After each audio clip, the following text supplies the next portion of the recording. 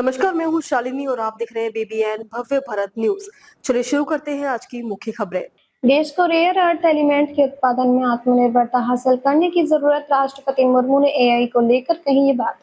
राष्ट्रपति द्रौपदी मुर्मू ने शुक्रवार को कहा कि वर्तमान भू राजनीतिक स्थिति को देखते हुए भारत को रेयर अर्थ एलिमेंट के उत्पादन में आत्मनिर्भरता हासिल करनी चाहिए।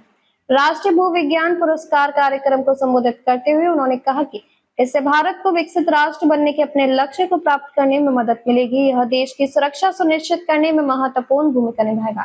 राष्ट्रपति द्रौपदी मुर्मू ने शुक्रवार को कहा कि वर्तमान भू राजनीतिक स्थिति को देखते हुए भारत को रेयर अर्थ एलिमेंट के उत्पादन में आत्मनिर्भरता हासिल करनी चाहिए। यह देश की सुरक्षा सुनिश्चित करने में महत्वपूर्ण भूमिका निभाएगा। राष्ट्रीय भू विज्ञान पुरस्कार कार्यक्रम को संबोधित करते हुए उन्होंने कहा कि इससे भारत को विकसित राष्ट्र बनने के अपने लक्ष्य को प्राप्त करने में मदद मिलेगी। यह देश की सुरक्षा सुनिश्चित करने में महत्वपूर्ण भूमिका निभाएगा।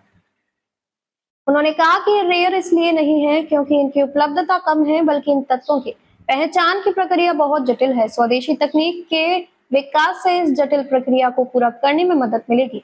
यह एआई, सेमीकंडक्टर और स्वच्छ ऊर्जा प्रौद्योगिकी का युग है। स्मार्टफोन, इलेक्ट्रिक्स वाहन और नवीकरणीय ऊर्जा प्रौद्योगिकियों में रेयर अर्थ एलिमेंट आवश्यक है। यह रासायनिक तत्वों के 17 विशेष समूहों को कहा जाता है जो आधुनिक तकनीक के लिए अनिवार्य है।